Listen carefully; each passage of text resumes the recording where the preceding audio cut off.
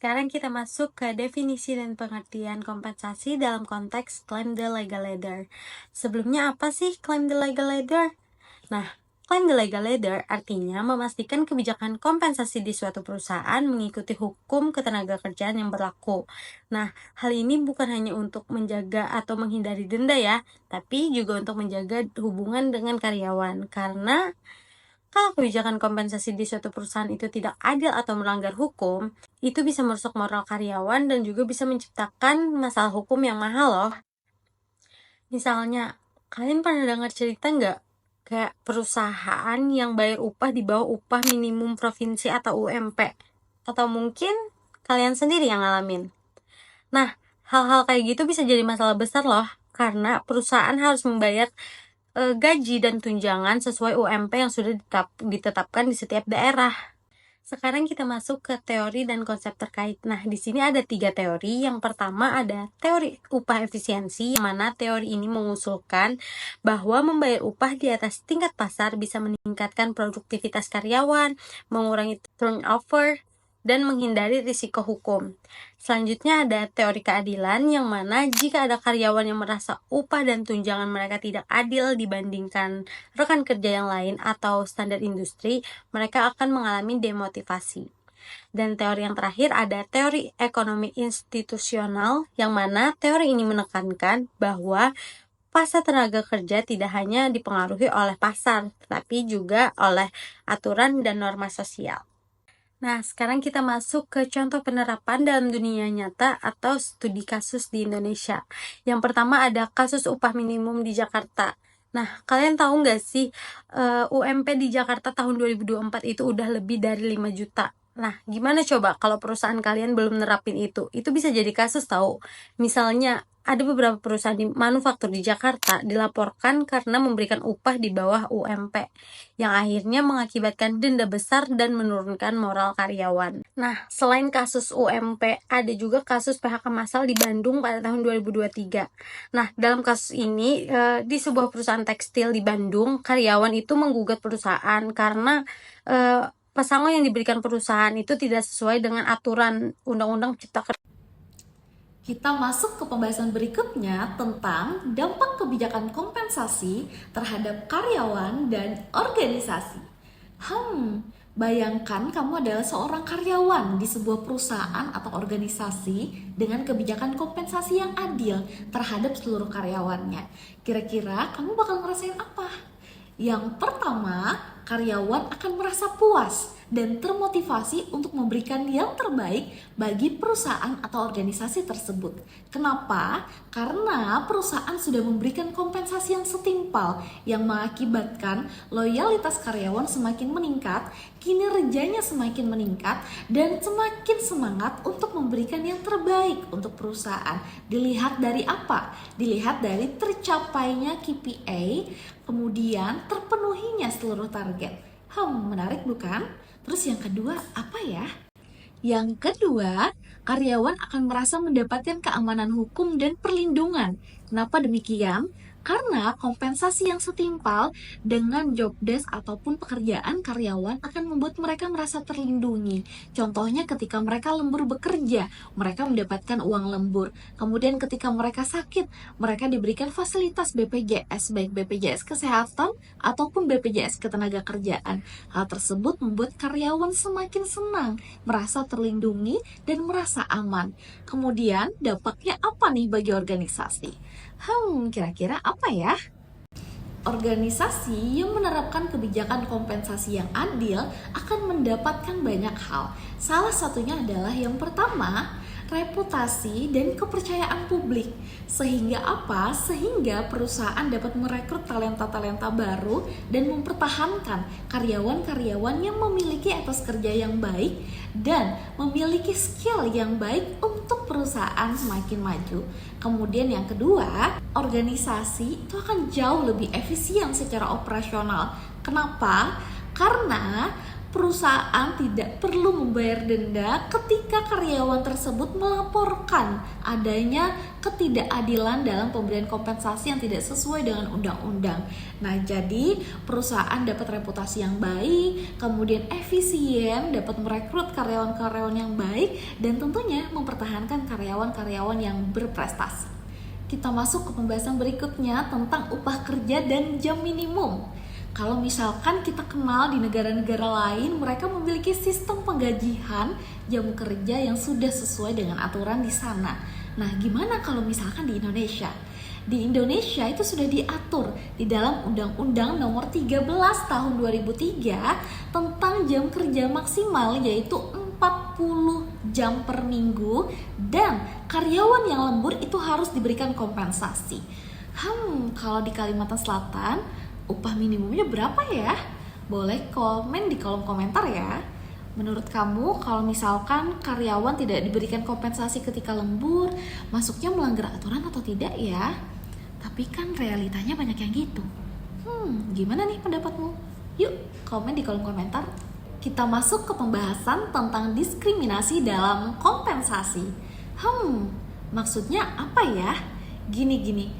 Ketika kamu adalah seorang karyawan bekerja bersama rekan kerjamu dengan beban tugas yang sama, tanggung jawab yang sama, dan job desk yang sama, tetapi digaji dengan nominal yang berbeda-beda tanpa alasan yang sah, misalkan hanya karena perbedaan ras dan etnis. Nah, ini namanya diskriminasi dalam kompensasi. Alhamdulillahnya, di Indonesia sudah diatur di dalam Undang-Undang Nomor 40 Tahun 2008 tentang penghapusan diskriminasi terhadap ras dan etnis, sehingga karyawan di seluruh Indonesia yang berada di bawah naungan organisasi di Indonesia, harapannya itu sudah akan mendapatkan kompensasi yang adil dan seadil-adilnya. Nah, bonus itu penting buat motivasi karyawan, tapi transparansi juga nggak kalah penting. Kompensasi berbasis kinerja adalah sistem di mana karyawan diberikan bonus berdasarkan pencapaian target. Tapi ini harus dilakukan dengan adil dan transparan. Misalnya, semua sales yang mencapai target harus mendapatkan bonus yang sama, tanpa diskriminasi. Nah, contoh nyata di Indonesia yaitu banyak perusahaan retail di Indonesia sudah menerapkan sistem bonus ini, tapi masalahnya kadang ada karyawan yang merasa diperlakukan tidak adil. Contohnya, ada yang bekerja keras mencapai target, tapi bonusnya tidak sesuai atau nggak jelas. Ini bisa bikin masalah besar. Nah, sekarang kita bahas soal PHK nih, salah satu hal yang paling sensitif di dunia kerja. Sini, kalau perusahaan melakukan PHK, mereka harus sesuai dengan aturan ketat yang sudah ditetapkan. Misalnya, perusahaan wajib memberikan pesangon dan uang penghargaan masa kerja yang diatur dalam Undang-Undang Cipta Kerja Nomor 11 Tahun 2020. Studi kasus nyata yang terjadi di Indonesia, yaitu contoh yang paling sering kita dengar adalah kasus PHK massal di perusahaan teknologi pada tahun 2023. Banyak karyawan yang berhasil mendapatkan pesangon sesuai aturan karena kebijakan PHK yang adil dan sesuai dengan hukum. Tapi, kalau perusahaan gagal mengikuti aturan ini, bisa kena denda besar dan reputasi perusahaan jatuh. Nah, pernah dengar nggak sih perusahaan yang kena denda gara-gara nggak daftarin karyawannya ke BPJS? Selain gaji, perusahaan juga wajib memberikan tunjangan lain seperti BPJS Ketenagakerjaan dan BPJS Kesehatan. Ini adalah hak karyawan dan kewajiban perusahaan. Kalau nggak didaftarin, perusahaan bisa kena denda atau bahkan sanksi yang lebih berat.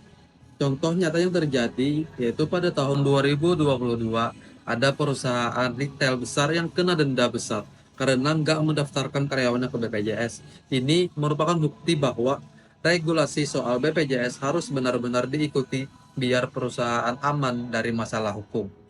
Baik, selanjutnya adalah materi tentang sanksi atas pelanggaran regulasi ketenagakerjaan. Kira-kira bagaimana ya kalau perusahaan itu melanggar aturan?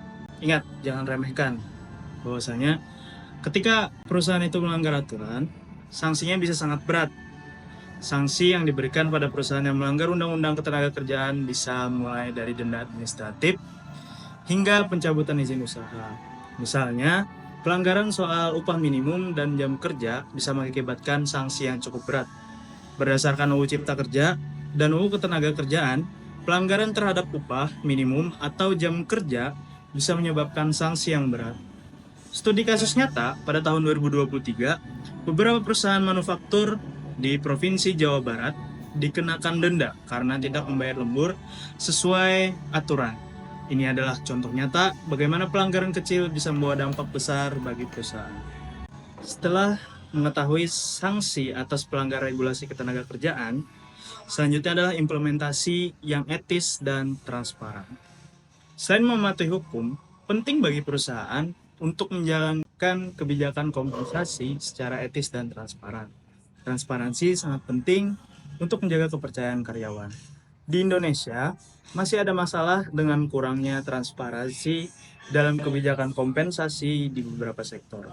Karyawan seringkali tidak memiliki akses yang jelas tentang bagaimana sistem kompensasi, gaji, dan bonus mereka dihitung. Contohnya, perusahaan multinasional di Indonesia mulai mengadopsi aplikasi manajemen kinerja yang memungkinkan karyawan untuk melihat indikator kinerja dan bonus mereka secara real time, sehingga meningkatkan transparansi. Baik, sekian pemaparan video dari kami tentang Climb the Legal Ladder. Dalam manajemen kompensasi, Climb the Legal Ladder bukan hanya tentang mengikuti aturan hukum, tetapi juga tentang menciptakan kebijakan kompensasi yang adil, transparan, dan memotivasi. Kepatuhan hukum memberikan perlindungan tidak hanya bagi karyawan, tetapi juga bagi perusahaan, sehingga menciptakan lingkungan kerja yang kondusif dan mengurangi risiko hukum. Beberapa rekomendasi yang dapat kami berikan untuk menerapkan Climb the Legal Ladder. Yang pertama, audit kebijakan kompensasi secara berkala. Lakukan audit internal dan pastikan bahwa kebijakan kompensasi selalu mematuhi peraturan ketenagakerjaan terbaru, terutama perubahan undang-undang di Indonesia. Yang kedua, transparansi dalam perhitungan gaji dan tunjangan. Pastikan setiap karyawan memahami dengan jelas bagaimana gaji dan tunjangan mereka dihitung, dan bahwa hal tersebut sesuai dengan hukum yang berlaku. Yang kedua, pelatihan HRD tentang hukum ketenagakerjaan. Berikan pelatihan kepada tim HRD untuk memahami aturan baru tentang kompensasi seperti sistem penggajian, PHK, dan tunjangan BPJS. Hal ini akan membantu mereka untuk selalu up to date dengan kebijakan terbaru. Dan yang terakhir, berkolaborasi dengan ahli hukum. Bekerja sama dengan konsultan hukum ketenagakerjaan untuk minimalisir resiko pelanggaran hukum yang bisa merugikan perusahaan di masa depan. Nah, setelah tahu semua ini, gimana menurut kalian? Share pendapat kalian di kolom komentar dan jangan lupa like, share, and subscribe.